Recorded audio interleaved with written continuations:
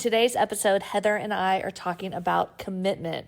Now, this isn't commitment in the terms of your New Year's resolutions, but more commitment in your commitment to going all in your business or whatever your goals are, and how having that plan B, however small and minute it is, in the back of our minds might be sabotaging your success, even on a subconscious level. So if you have any big goals in your life, you're going to want to listen to this episode. Stay tuned. I'm Nicole Begley, a zoological animal trainer turned pet and family photographer. Back in 2010, I embarked on my own adventure in photography, transforming a bootstrapping startup into a thriving six-figure business by 2012. Since then, my mission has been to empower photographers like you, sharing the knowledge and strategies that have helped me help thousands of photographers build their own profitable businesses. I believe that achieving $2,000 to $3,000 sales is your fastest route to six-figure businesses, that any technically proficient photographer can consistently hit four-figure sales, and no matter if you want photography to be your full-time passion or a part-time pursuit, profitability is possible. If you're a portrait photographer aspiring to craft a business that aligns perfectly with the life you envision, then you're in exactly the right place. With over 350,000 downloads, welcome to the Freedom Focused Photography Podcast. Hey everybody, welcome back to the Freedom Focused Photography Podcast. I'm your host, Nicole Begley, and today we have back one of our favorites, your favorite, my favorite, the person that I cannot live without because my Voxer would be empty and I don't know who I would talk to every day on Voxer when I'm trying to get work done because I can't do it by myself. Heather Lahtinen. Yeah, listen, I don't think you should even try or want to do anything by yourself. You know, whether that's you or I in our businesses or in our photography businesses, being an entrepreneur can be a little bit isolating if you allow it. So I think it's fantastic to have a person or a group of people that you can talk to on a very regular basis, if for no other reason than just to help even manage your own mind. You know? Yeah, for sure. And it's one of those things too, you work from home, we're solopreneurs. Even if you have a team, I have a pretty small team, there's 4 or 5 people on the team now, but we all work remotely. So, yeah. And then that also leads to the gratitude of all of our new programs and things like Voxer, so we can keep in touch with our team and our people and our friends and our accountability friends and all the things. Anyway, we digress. Or, that happens often here on the Freedom Focus Photography Podcast with me and Heather. But you guys tell me we like it. You like it. So we'll just keep going. But anyway, we do actually have something I think that's going to be really beneficial for all of you guys listening today. And Heather and I actually talked about how to introduce this right before, and I really don't know that much that we're talking about, but I'm going to go off script here because we're going to be talking about commitment. And what better time of year to bring this up than January? We're recording this now on January 15th, and so we're already 1/24th of the way through the year. I don't know how it's already halfway into January before. I swear to God, I just blinked and it was the middle of December. So it's going faster and faster. And this time of year, everyone has New Year's resolutions. They're trying to bring up new commitments. And so I feel like this can be a little bit of a loaded word because maybe people feel like they're not committed or they have some baggage around that word from different years past where they've tried to be committed to new resolutions, and we know that's hard. So I guess tell us a little bit, Heather, what does commitment mean to you and in terms of photography businesses?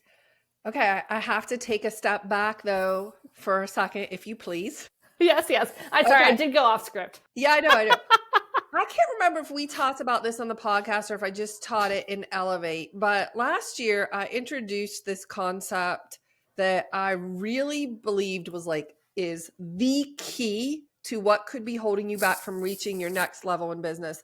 And that is the idea of self-concept, that a lot of us feel imposter syndrome because we're not comfortable with the identity of a professional photographer. So it makes sense if people struggle to get out into the community, meet people, tell them they're a photographer, if they don't actually believe they're a photographer. Oh my gosh, that is huge. Huge. Yeah. It's so, and this has always been an issue. We've talked about this for, I don't know, the past probably 100 years of people feeling like they're frauds or they have imposter syndrome. So I teach something in Elevate called the self-concept, and how you work from the identity of who you currently are, or maybe even who you were before, to this idea that I'm a photographer, I'm a professional photographer, I'm an entrepreneur, I own a business, and sort of stepping our way through this.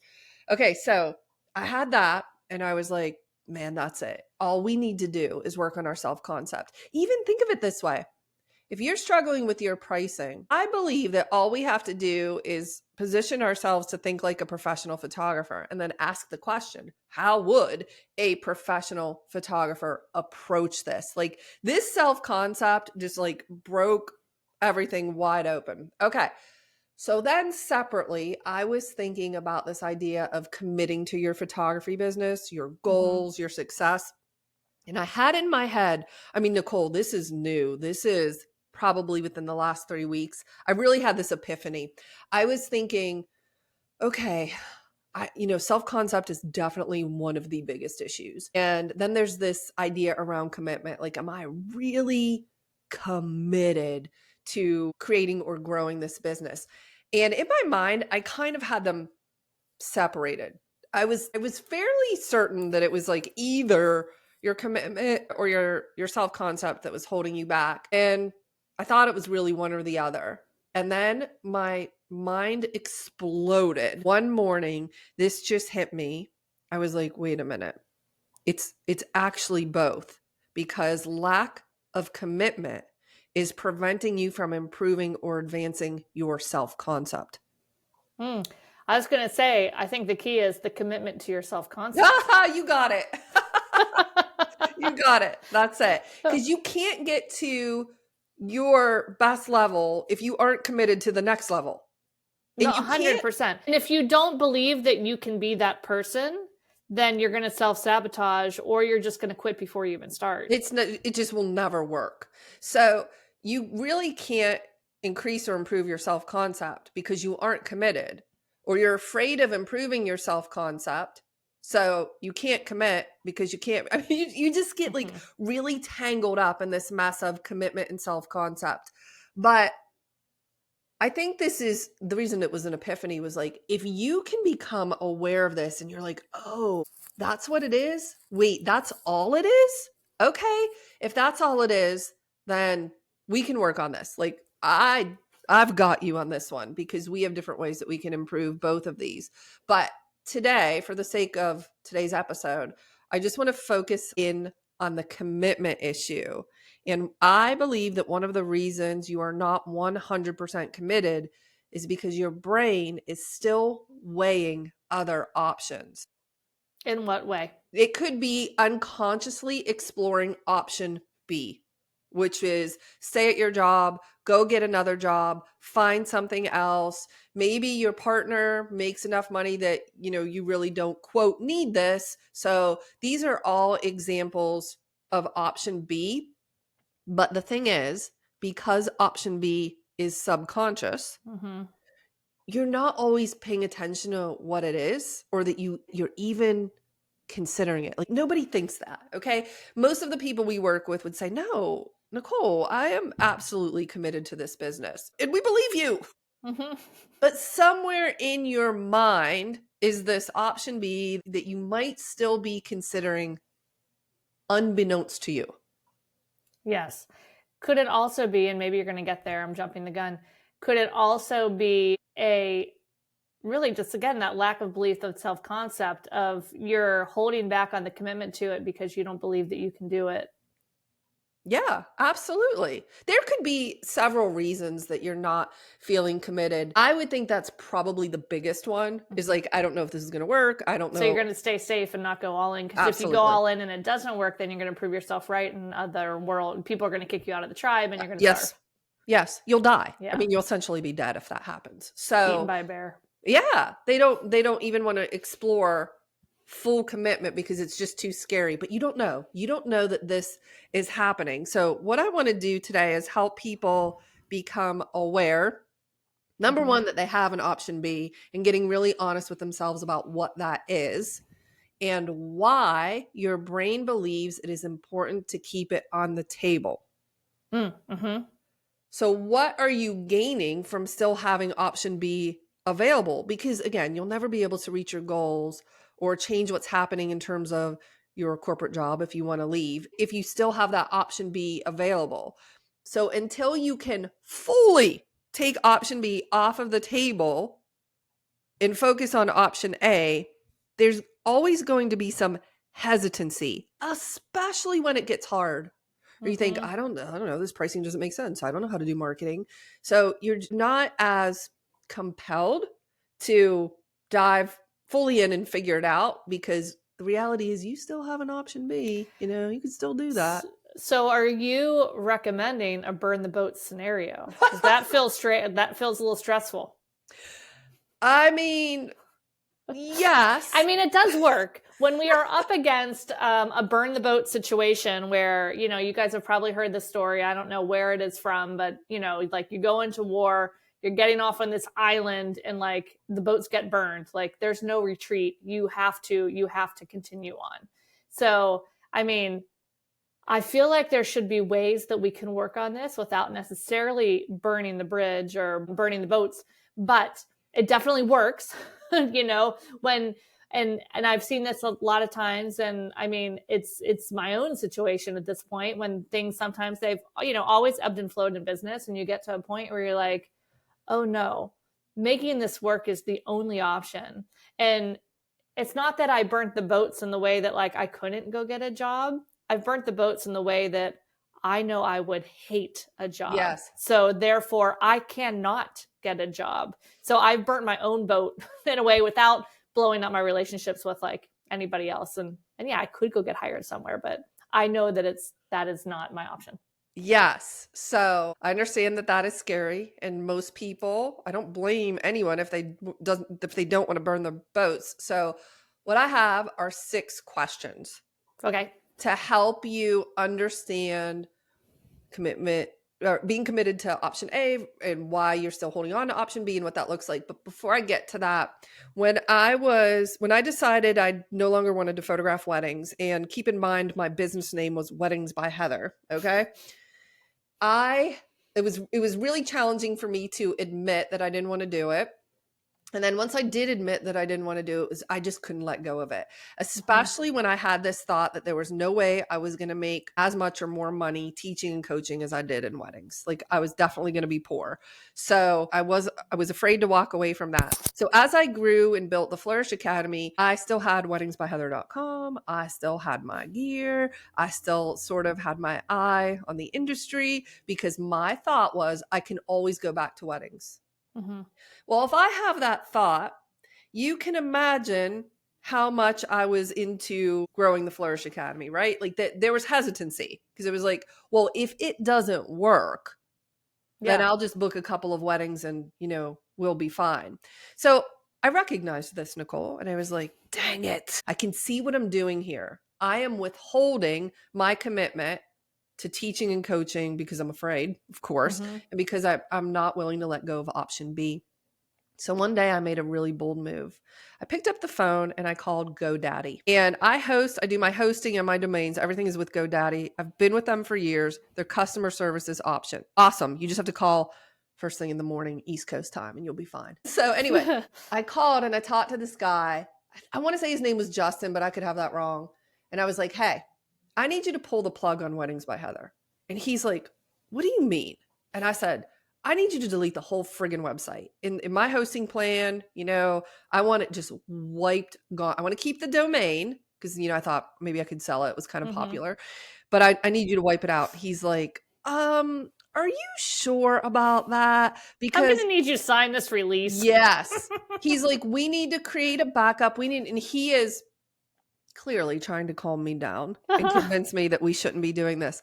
And so I explained to him, I'm like, listen, I started a new business and I have to go all in, and I can't go all in as long as this is, please, I beg of you, just could you do, okay. So this went back and forth for a few minutes. I said, Justin, please hurry, do it now. Go, go, go. So he did it. And that day we wiped out Weddings by Heather without a backup. Without a backup. Nope. See, I would have held on to that backup. Yep. Nope. There was nothing I could do. It was gone. And so something happened. What do you think happened in my brain that day? Well, you're like, I better go. Let's do this thing. Let's do this. There's no, that's burning the boats. There was just no retreat. I just did it. I know, fully recognize that that approach is not for everyone, which is why I want to present you with these 6 questions to help you get there a little more softly. For me, I would have been like, that would have been enough if I had the backup, but that's enough of a speed bump that it's like, oh, I don't even want to deal with reinstating it. Like that would have been my safe space. Like it's there, but like, I really don't want to touch it. Anyway, yeah, that was brave of you, my friend. I mean, but listen, it sounds really brave, but how many years did it take me to get to that point? Oh, but you got there. Tate, listen. All right, I'm coaching you here for a minute because other people are going to hear that and be like, see, it takes me so long. There is no time. You're on your own time schedule. It is what it is. I hear, and I know you hear so many times people are like, I'm wasting time. I just wasted that time. Like, listen, time's moving faster and faster. And, you know, yeah, okay, maybe things would be different if you started then, but you can always choose to start now. So you gain nothing by wishing you did something differently because it's done. That time is gone. Yeah. So you just, until we invent a time machine, that's all you got. So you just got to march forward. Yeah, that's so true. Let's just move forward. Okay. So anyway, your questions. Let's dive in. I came up with these questions because I actually taught this inside of Elevate recently. That's where all of my best content is created and delivered. So you should definitely jump in. But okay. Question number 1 is, what is it that you really want that you aren't fully committed to yet? I have to assume this is your photography business in this conversation. Mm-hmm. What is it that you really want? What do you want to create that you aren't fully committed to yet? This question is nothing more than simple clarity. It's my photography business. It's a 6-figure photography business. It's leaving my job, whatever. Just be very clear. Can you define what it might look like to be fully committed to or not fully committed to? I mean, we talked about having the plan B option, but is there something else too? Like, or can they, I'm trying to think, like, is it something as simple as, hey, if you don't have this thing that you want, you're not fully committed to it yet because you're not quite there yet? Or is it more nuanced? Like, yeah, I don't know. I mean, in the context of how I created this, it was just looking at whether there's an option B. So, you know, not like, being, what are you holding on to other options? Correct. Wise? Yeah. Correct. Are you saying that, yes, I want a 6-figure photography business, but I'll still take these dog grooming clients and I'll still do this and I'll still do that? Yes. And if I want to say, if that's part of your plan and you want to still continue to do those things, that's fine. Like, neither Heather nor I are saying that being fully committed to a photography business means that you can't have any other side income streams. Point is that you are doing it intentionally. You're like, what do I want this to look like? And what am I committing to making it look like? And are you, taking more dog grooming clients to just fill up your schedule because you're worried that it won't fill up with photography? And so therefore you're not even giving the photography business a chance because you're filling out your time with the other things. Yes. No, this is the transition I'm committed to. You're right. And that just is a matter of getting really honest with yourself in terms of your behaviors. Why am I still taking on these clients? Is it because I'm lacking commitment in the other area? I'm afraid. Or is it because this is part of the plan? And that you just have to be honest with yourself. There. Okay. I love it. All right. Number 2. Number 2 is, what are you weighing instead of committing to what you really want? What are you weighing? This is option B. Okay. So what are you considering? What are you thinking about? What are your other options? What are your other options that are still kind of maybe, bouncing around in your brain? Like, for me, it was, I could always go back to shooting weddings. Prior to that, when I first started, it was like, at the time, I could have gone back to a corporate job. Now, Mm-hmm. obviously, after several years, I don't have the skill set anymore, but at least in the beginning, it was, well, I could go back to this corporate job or I could get another job. Anything that's in your mind as a possible option is option B. I mean, I'm speaking about like the biggest one. There's obviously several, but like for the person who has a partner that does really well, option B is like, well, I don't have to do anything because I could go back to relying on my partner. Mm-hmm. Or again, getting another job or doing something else entirely. Just, I don't know, whatever that looks like. So questions 1 and 2 are just like on a piece of paper, you could literally write, here's option A. This is what I want. Here's option B, what I'm still weighing. This is just about gaining clarity and just being aware of what's going on in your mind. Yep. Okay. Which leads us, so they're kind of fast, easier Yeah. questions. It's like, what is it? Just answer. Don't get hung up. But question 3 is, why is option B appealing? Because there's still something about it that is making you consider that it might be a possibility. And I would guess a lot of people would be like, well, I know how to do that. It's familiar. Yep. It's familiar. It's easy. It's comfortable. There's immediate gratification because I just can go do this thing and earn money. Or it could be because it requires no risk and there's no responsibility. It's just safe. And maybe it's the known and obvious path.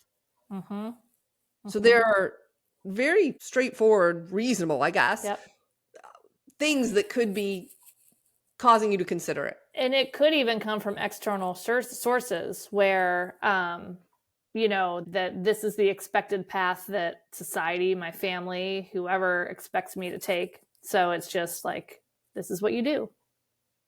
And it helps you. The reason this question is helpful is because it just helps you to see why you're still holding on to it. It's like, oh, that makes sense. It makes sense. Like we're not going to judge that we still have options, right? Yep. It's just like, I get it. That would be really easy and comfortable. Of course, I still want to consider it. Like, who wouldn't? So that just gives you, I don't know, affirmation that like there's a reason that option B is still on the table. Yeah, this is all just data collection. There should be no judgment about any of this. Correct. Okay, what's next? Right. What's 4? Oh, this is a good one. What emotion is option B helping you avoid? Ooh. So having option B is helping you avoid at the highest level just the uncomfortable risk of only having one option. Of being fully committed, right? Right. So I don't have to feel any kind of real tremendous discomfort or risk because, well, I could always do this. Yep. So there are maybe this is going to get interesting here in a second, because you would think, what emotion is option B helping you avoid? You think, okay, what negative emotion is option B, like fear, risk, discomfort? Okay. But I want to throw something in here that might surprise you. Have you ever thought that maybe option B is helping you avoid the feeling of happiness, ease, and success because you don't think you actually deserve it? Drop that mic. Smash. What if it's helping you avoid a positive emotion, not just a negative one? You could keep it on the table to sabotage yourself feeling positive emotions. It helps you avoid positive emotions. And I think this actually might be more common than somebody might think. Like right out of the gate, you're like, no, it's helping me avoid these negative ones. Yeah, that's probably true. But maybe you are so comfortable experiencing negative emotions that those are the ones you actually seek. So you try to avoid the positive ones. Well, it could also be you're avoiding the positive ones because your family or core group of people maybe they tend to live in the more negative emotions too. And if you're up here in these higher emotions, then you're an outlier. And what's that going to do to your relationships? Yeah, for sure. If I succeed, will that upset my dynamics? My mom, my dad, my cousin, my brother, I mean, who knows? Right. Yeah. So you sabotage, obviously there's several reasons you would sabotage success, and that's one of them. This sort of all plays into success intolerance, which Mm-hmm. is probably something we should dedicate an entire episode to, Mm-hmm. because there's a lot of sabotage, self-sabotage because of that intolerance. But if emotions like doubt, insecurity, lack of confidence, overwhelm, confusion, if these are familiar to you, then your brain loves them. Therefore, it's possible that your brain enjoys these negative emotions more than it would look forward to positive emotions, simply because that's what's familiar. Mm-hmm. I mean, we know we can get really good at indulging in our negative emotions. And so we don't even realize that we're making them habitual, and we're getting really good at feeling them over and over, Mm-hmm. which means even if they're negative, your brain prefers them because they're known. Well, yeah, what is it? We have like 60,000 thoughts a day, and like 59,000 are the same ones as yesterday. Yeah. So, And yeah. every one of those thoughts produces an emotion. And if most of them are negative, then is it Yep. any wonder we're feeling negative most of the time? Mm-hmm. But your brain, in this scenario, your brain is like, I don't want to feel accomplished or proud or confident or determined or secure, because those are so unfamiliar to me Mm-hmm. It's and scary. they're scary. That certainly means I'm going to die. Isn't Yep. that so interesting?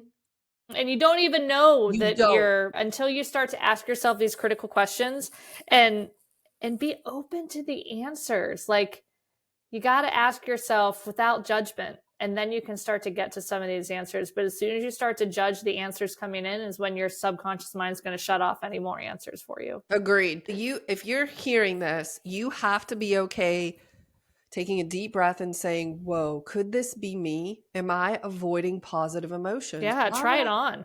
I mean, right? Why would I avoid positive Mm-hmm. emotions? Well, because it's just familiar to your brain, the negative one. So again, no judgment. I just want you to get really curious.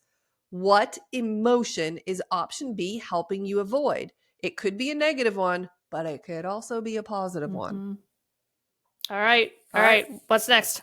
Number 5, who would you have to become in order to choose option A? Like Oh, was this like an 100%. identity type thing? Yes, this is Okay. 100% commitment.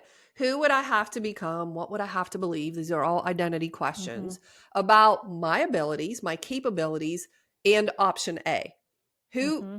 What type of person would I have to become in order to confidently choose option A and take B off the table? And this is one of those open-end questions where you really need to sit in some silence for a little bit and think about it, because you might not know. You might say, well, I don't Mm-hmm. know. Who would I have Mm-hmm. to become? Well, you'd have to become someone who operates in integrity, someone who believes in themselves, someone who believes they are resourceful, they could Mm-hmm. figure it out, they can make this work. Like these types of statements.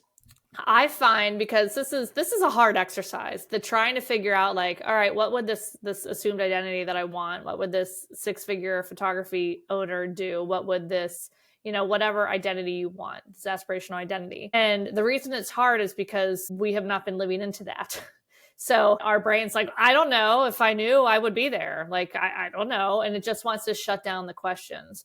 So I found a little bit of a way to short circuit that, is instead of asking, which still continue to ask the question, who do I need to be? How do I need to step into this? But our brain will shut that down really easily. Instead, sometimes I'll look at somebody that I think already embodies that, and I might ask, well, how would they approach this situation? Because that short circuits your subconscious, so it's not about you anymore, and your subconscious doesn't feel threatened. Oh my gosh, that's so true. That is such a brilliant approach. And now that you say that, I was on an Elevate call yesterday, and someone said that they hear my voice in their brain, which is kind of scary, but they hear my voice and they're like, what would Heather do in this situation? And I said, listen, if you need to tap into my belief, by all means, I have enough for both of us. So that's a really good point, is to like separate yourself, sort of like create this separation so that you can see it from a different perspective. Mm-hmm. Yeah, Yeah, and like maybe to brainstorm it, maybe you sit down in a quiet spot and just kind of journal like, all right, who do I need to be the 6-figure business owner? And then do as much as you can. And then go on another piece of paper and think of a 6-figure business owner that you look up to, and write down, all right, who are they being? Sometimes it's a lot easier to come up with that, then cross-reference the list and be like, okay, let's focus on this, this, and this. Hey, that is actually a brilliant idea because it leads perfectly to my question number 6. Because we're really good like that. I know. We are on the same wavelength always. But so you create that list, either it's you or someone else, but you have this list. And then number 6 is, what is appealing about the type of person you would have to become? So you look at that list and you ask yourself, what is appealing about that list and the type of person I would need to become? And that's going to generate a lot of positive thoughts and feelings for you. Even if you're not there yet, you're going to look at it and think, oh yeah, of course, I would want to become the type of person that is confident in their decisions, for example. Yes, I want to become the type of person that believes they can create these results or they can figure it out. So that would be really useful. You have number 5 is, who would you have to become? You have this list. And then number 6, what is appealing about that list? I love it. All right, let's recap the 6 questions for everyone listening at home, which is everyone. Number 1 is, what is it that you really want, but you aren't fully committed to yet? Number 2 is, what are you weighing instead of committing to what you really want? Because this is your option B. Number 3, why is option B appealing? Is it because it's easy, familiar, comfortable, immediate gratification, or is it because it doesn't require risk, responsibility? Maybe it's option B is just obvious. It's an easy, obvious path. And I don't blame you because we all would like easy. Number 4, what emotion is option B helping you avoid? And this could be positive or negative.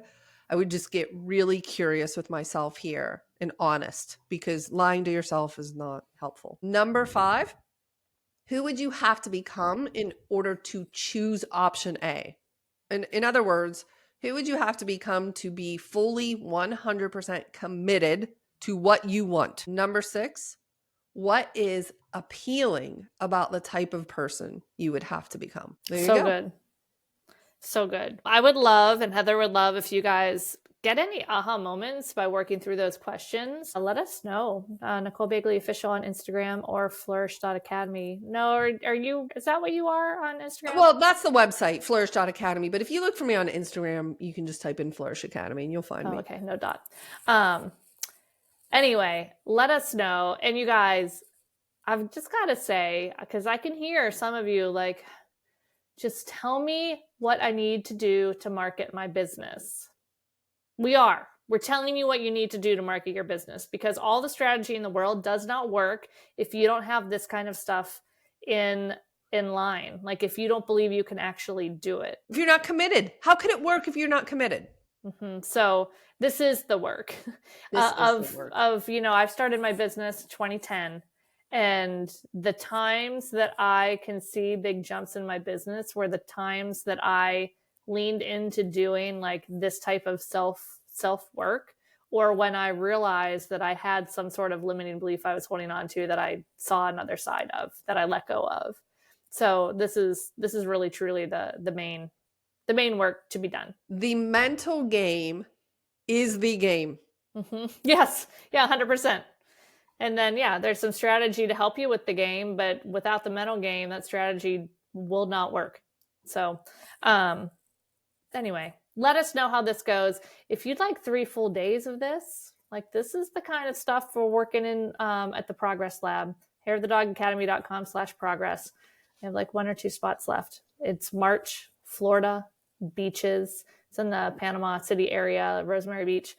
Who doesn't want to be in Florida in March on the beaches? With us in your business, I was talking to someone today who actually joined Progress Lab, and I said to her, I just want you to imagine what it would be like to spend 3 days with 2 leaders in the industry who fully believe that you can make this work. What that would do for your mental game. Yep. Yeah. And like I said, we're focused on mental, but that doesn't mean there's not some strategy in there too. They don't call me Action Girl for nothing.